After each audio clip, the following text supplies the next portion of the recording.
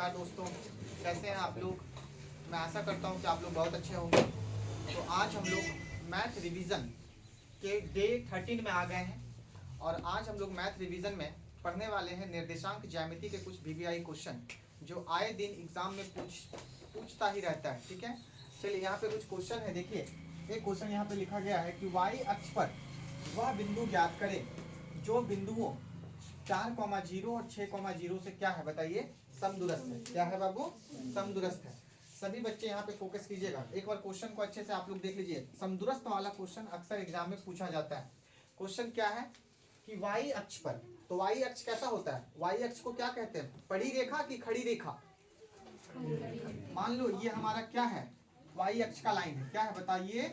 Y अक्ष का line है। मान लीजिए ये एक हमारा वाई अक्ष है और इसी अक्ष पर एक बिंदु है। क्या है बाबू? एक बिंदु है। तो मान लो ये बिंदु क्या होना चाहिए? पी। मान लिया हम ये वाई अक्ष का एक लाइन है और इस पर एक बिंदु है पी। तो वाई अक्ष पर एक्स का वैल्यू क्या हो जाएगा, बताइए? 0। एक्स का वैल्यू क्या हो जाएगा? 0 और वाई का वैल्यू कुछ ना कुछ रहेगा। तो इस बिंदु का मान क्या हो गया, बताइए? 0, वाई। क्या हो गया? 0, वाई। अब कहा जाता है कि वाई अक्ष पर एक बिंदु है P और इसी P बिंदु से एक बिंदु है मान लो A और एक बिंदु है मान लो B। और A बिंदु कितना है? देखो ये वाला A का वैल्यू होगा और ये वाला B का वैल्यू। A कितना दिया है? 4,0 और B कितना दिया है? 6,0। कहा जा रहा है कि वाई अक्ष पर वह बिंदु ज्ञात करे। तो वह बिंदु क्या है? P। क्या है? P। और इस P बिंदु से ये वाला बिंदु की दूरी और ये वाला बिंदु की दूरी आपस में क्या होगा? समान। क्या होगा बताइए सभी बच्चे? समान। बस क्वेश्चन यही कह रहा है। क्वेश्चन क्या कह रहा है समझने का प्रयास कीजिएगा कि वाई अक्ष पर एक हमने वाई अक्ष बनाया, ऐसे खड़ी रेखा है ना, और वाई अक्ष पर वह बिंदु, तो वह बिंदु को हमने क्या मान लिया? वह बिंदु को हमने मान लिया P। एक बिंदु हमने ले लिया, तुम यहाँ ले लो, यहाँ ले लो, यहाँ ले लो, कहीं भी ले लो, P ले लिया। और इस P का निर्देशांक क्या हो जाएगा? याद रखना वाई अक्ष पर x का मान क्या होता है? हमेशा 0। तो बिंदु को हम x, y के रूप में लिखते हैं। किस रूप में लिखते हैं? x, तो x, y के रूप में लिखते हैं ना। तो यहाँ पे x का वैल्यू क्या हो जाएगा? 0। तो इसीलिए इस बिंदु को हमने मान लिया 0, y। क्या मान लिया? 0, अब y का वैल्यू 1 आ सकता है, 2 आ सकता है, माइनस में आ सकता है, प्लस में आ सकता है, कुछ भी आ सकता है। इस बात को याद रखना। फिर एक बिंदु दिया है a यहाँ पे और एक दूसरा बिंदु दिया है मान लो B। यहाँ नाम नहीं लिखा है ए बी, लेकिन हमने मान लिया। तो कह रहा है कि इससे और इससे दोनों बिंदुओं से समान दूरी पर कौन है? वाई अक्ष पर जो बिंदु है वह। मतलब मान लो यहाँ से यहाँ अगर 5 होगा तो यहाँ से भी यहाँ कितना होगा? 5 ही होगा। यहाँ से यहाँ दूरी 2 होगा तो यहाँ से यहाँ दूरी कितनी होगी, बताइए? 2 ही होगी। मतलब यही है समदूरस्थ। ये जो बिंदु P है वही क्या है बताओ? A और B से समदूरस्थ। समदूरस्थ का मतलब क्या है बताइए? समान दूरी पर। कैसे है? समान दूरी पर। ये वाला अगर तुमको समझ में आ गया तो यहाँ पे ध्यान से देखो। तुम इस तरह का चित्र बना सकते हो और लिख सकते हो। चित्र से क्या है? चित्र से स्पष्ट है। क्या स्पष्ट है? कि दूरी P से A और दूरी P से, एक तरफ दूरी PA और एक तरफ दूरी PB, आपस में क्या होगा? क्या होगा बताइए? दूरी PA और दूरी PB आपस में क्या होगा? बराबर। क्यों बराबर होगा? क्यों बराबर होगा बताइए? क्योंकि ये जो P बिंदु है वो A और B का क्या है? समदूरस्थ बिंदु है। क्या है बाबू? समदूरस्थ बिंदु। देखिए क्वेश्चन क्या कह रहा है? वाई अक्ष पर वह बिंदु ज्ञात करे जो बिंदु 4,0 और 6,0 से क्या है? समदूरस्थ है। तो बाबू तुम चित्र से यहाँ पे चित्र ऐसे बना देना और चित्र से दिखा देना कि देखिए यही ये जो बिंदु P है वो A से और B से क्या है? समदूरस्थ है। चलिए तो दूरी P है। दूरी सूत्र का फॉर्मूला आपको पता है? रूट अंडर x में x को घटा दो, y में y को घटा दो। सभी बच्चे ध्यान से देखिए। P को गौर से देखिए। P से A को गौर से देखिए। मान लो ये x का वैल्यू और ये y का, ये x का वैल्यू और ये y का। तो 0 में से किसको घटाओ? x में से x को घटा दो। चाहे तुम 0 में से 4 को घटा दो, चाहे तुम 4 में से 0 को घटा दो। x में x को घटाना चाहिए, है ना। तो क्या कर दो? 0 में से किसको घटा दिए? 4 और इसका क्या कर दिए? Whole square. फिर प्लस y में से किसको घटा दो? इस y को, यानी y में से क्या घट गया? 0 और इसका क्या हो जाएगा? होल स्क्वायर बराबर। अब देखो दूरी PB, P से B दूरी PB, इसका भी सूत्र क्या होगा? दूरी सूत्र का फॉर्मूला क्या होता है? x2 minus x1। अब 0 में से किसको घटा दो? 6 को, x का वैल्यू है, प्लस वाई में से किसको घटा दो, 0 को। कोई दिक्कत आप लोगों में से नहीं होना चाहिए, नहीं होना चाहिए। यहाँ पे सभी बच्चे ध्यान से देखिए, इधर से रूट और इधर से रूट क्या हो गया, कट गया। यहाँ क्या बचेगा, यहाँ क्या बचेगा, बोलो सभी बच्चे। 0 माइनस 4 का होल स्क्वायर प्लस वाई में से 0 घटेगा, क्या बचेगा, वाई का स्क्वायर। यहाँ क्या होगा, 0 माइनस 6 का होल स्क्वायर, और यहाँ क्या होगा बताइए, वाई का स्क्वायर। यही होगा। चलिए अब क्या हो जाएगा यहाँ पे बताइए, -4 का होल स्क्वायर। 0 में से 4 घटेगा, कितना बचेगा, -4 का होल स्क्वायर, है ना। देखिए तो यहाँ कुछ हो रहा है, दोनों तरफ कुछ सेम सेम चीजें मिल रही हैं। ये तो कट गया, वाई स्क्वायर और वाई स्क्वायर कट गया, वाई स्क्वायर और वाई स्क्वायर क्या हो गया बताइए, कट गया, है ना। तो यहाँ क्या बचेगा, -6 का होल स्क्वायर। यहाँ तो वाई का वैल्यू ही नहीं आया, ये क्या हो जाएगा, 4 का स्क्वायर 16 और 6 का स्क्वायर 36, जो कि कभी बराबर नहीं हो सकता। ये तो समीकरण ही यहाँ पे फेल्ड हो गया, है ना। यहाँ पे y का वैल्यू निकलेगा ही नहीं, यहाँ पे y का वैल्यू निकलेगा ही नहीं, मतलब y का वैल्यू अमान्य है। y का वैल्यू क्या है बाबू, अमान्य। क्वेश्चन तो सही लिखा होगा ना।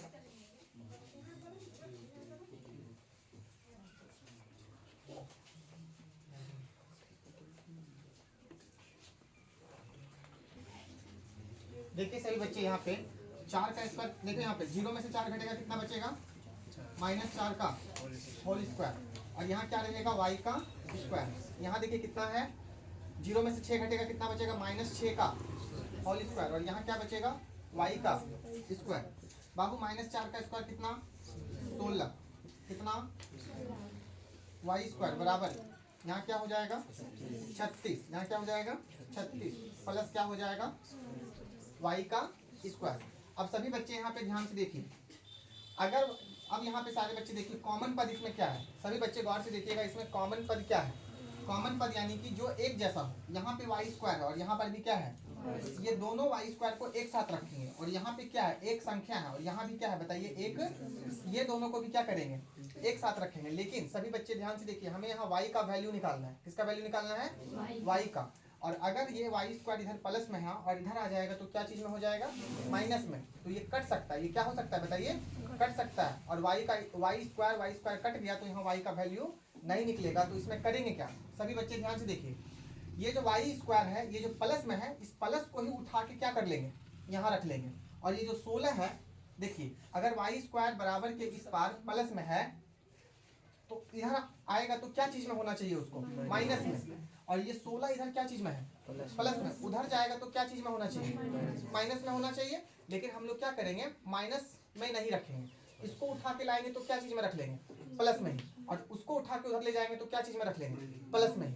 क्या चीज में रख लेंगे, प्लस में ही। सभी बच्चे ध्यान से सुनिए, तभी हमारा आंसर वाई का वैल्यू आएगा, नहीं तो फिर नहीं आएगा।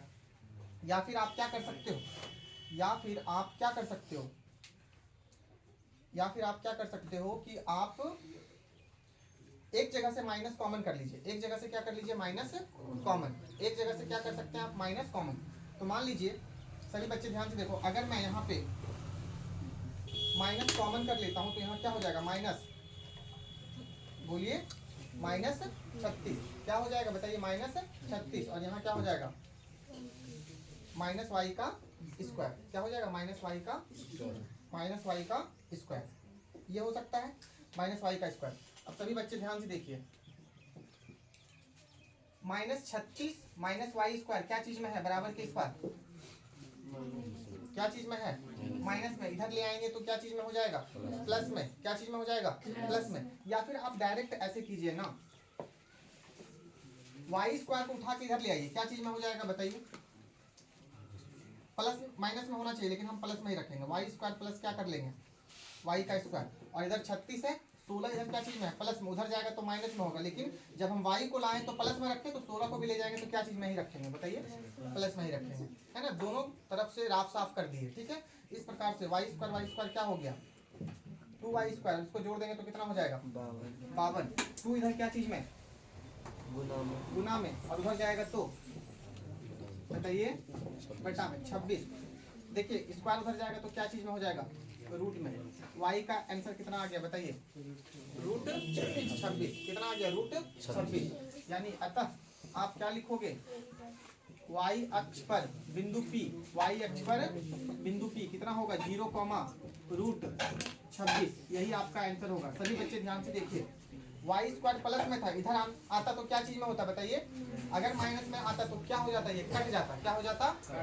हमने प्लस में ही रख लिया। हमने क्या चीज में रख लिया? प्लस में ही। और 16 को उधर ले गए तो उसको माइनस में जाना चाहिए था, है ना? लेकिन हमने उसको भी क्या कर लिया?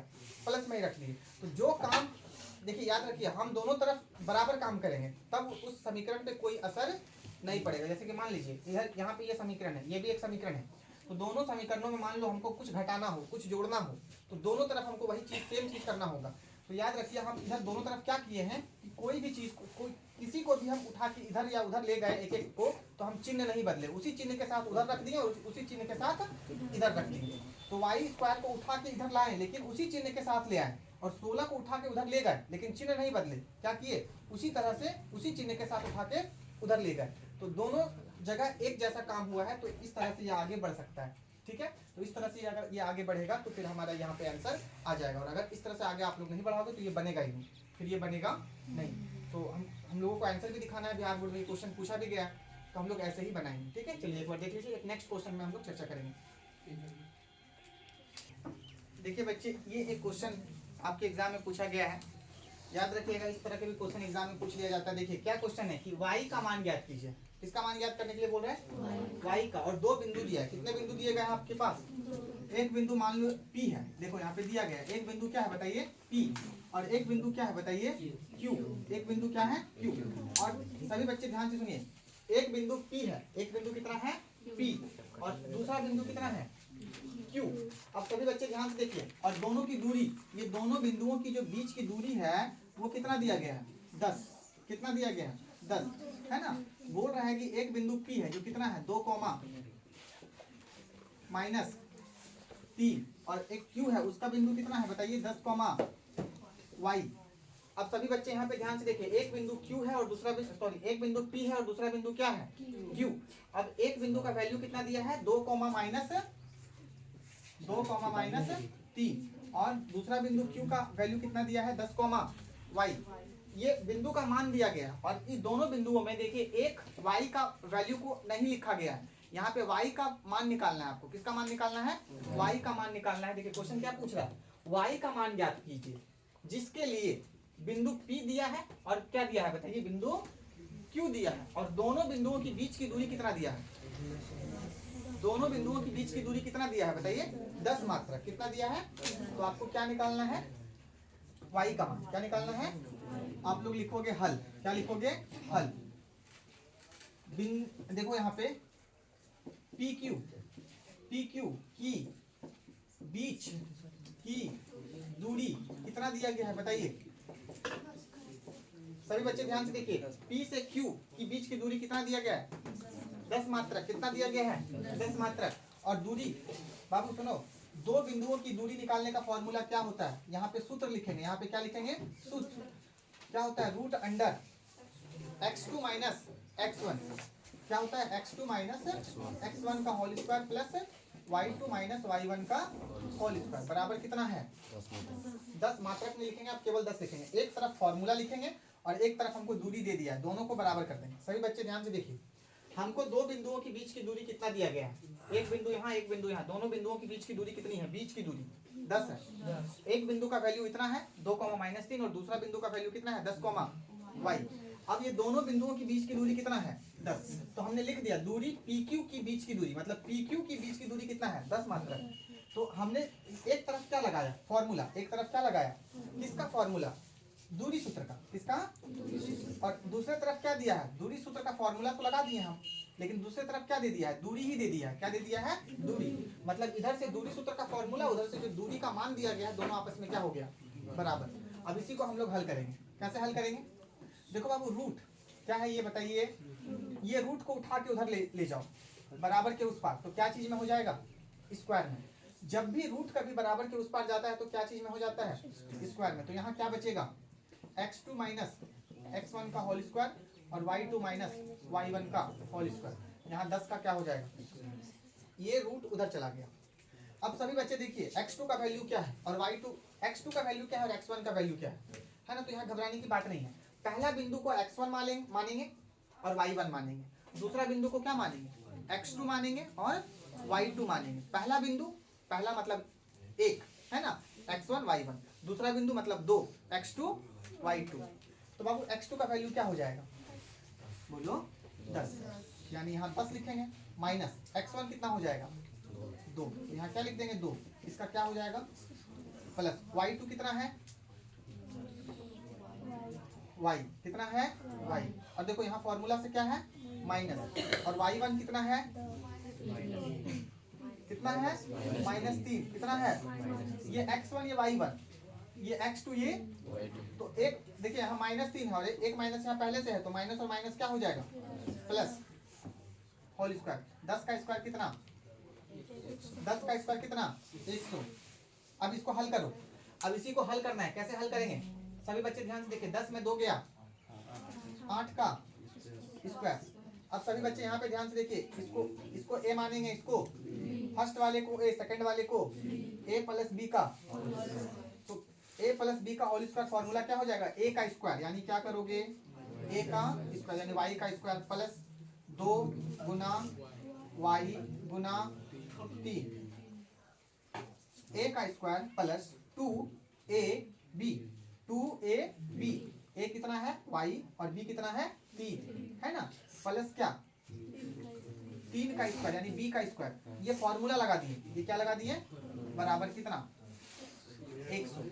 सभी बच्चे ध्यान से देखिएगा, सभी बच्चे ध्यान से देखिएगा, इधर ध्यान से देखिएगा। 8 का स्क्वायर कितना होता है बराबर के इस बार आप काम करो। 8 का स्क्वायर कितना 8 64 प्लस y का स्क्वायर रहने दो 2 तिया 6y प्लस 3 का स्क्वायर कितना 9 हो गया ना। और यहाँ क्या है अब बराबर 100। अब देखो इसमें कोई कॉमन पद है, कॉमन पद का मतलब एक जैसा कोई पद है, क्या है बताओ 64 और 9 संख्या है। क्या है बाबू बताओ संख्या है। 64 और 9 को जोड़ दो, 64 और 9 को जोड़ दो कितना हो जाएगा 73। कितना हो जाएगा प्लस वाई स्क्वायर किसी के साथ जुड़ेगा नहीं जुड़ेगा, क्योंकि और कहीं वाई स्क्वायर नहीं है। तो वाई स्क्वायर क्या ये वाई किसी के साथ जुड़ेगा नहीं जुड़ेगा, क्योंकि अब कहीं वाई नहीं है। तो यहाँ क्या हो जाएगा 6y बराबर कितना। अब देखो ये 1 2 3 4 चारों में कोई कॉमन है। कॉमन पद का मतलब होता है एक जैसा कोई दिख रहा है, तो वाई स्क्वायर है यहाँ पे और कहीं वाई स्क्वायर नहीं है। यहाँ पे y है और कहीं y नहीं है, लेकिन यहाँ एक संख्या है और यहाँ भी क्या है संख्या है। तो ये दोनों एक जैसा दिख रहा है, तो 73 को उठा के उधर ले जाओ, तो यहाँ क्या बचेगा y का स्क्वायर प्लस 6y बराबर 100 है। 73 उधर जाएगा, 73 इधर प्लस में उधर जाएगा तो माइनस में, यानी y का स्क्वायर प्लस कितना 6y बराबर 100 में 73 को घटा दो कितना आ जाएगा बताइए 27। कितना आ जाएगा 27। अब देखिए बाबू सभी बच्चे गौर से देखिए, ये जो 27 है बराबर के इस बार प्लस में है, उठा के इधर ले आइए। क्या चीज में हो जाएगा माइनस में। 27 प्लस में इधर आया तो माइनस में बराबर कितना, इधर कुछ नहीं बचा तो बराबर कितना 0।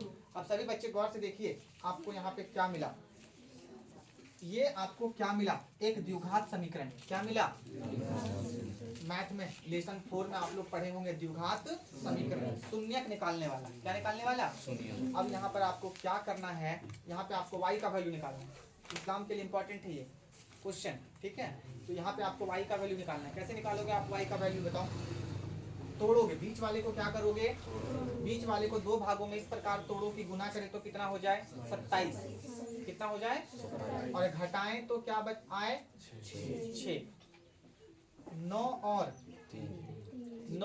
3 दो ऐसी संख्या है जिसको तुम गुना करोगे तो कितना हो जाएगा 27, और तुम घटा दो 9 में से 3 को घटा दो कितना बचेगा।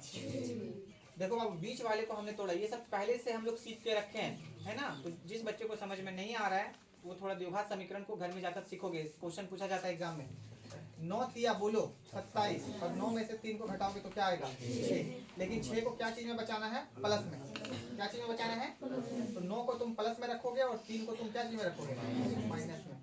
तो यहाँ वाई स्क्वायर प्लस कितना, ये 6 को तोड़ दिए, 9y minus 3y, 9y minus 3y, और माइनस कितना हो गया, बराबर 0।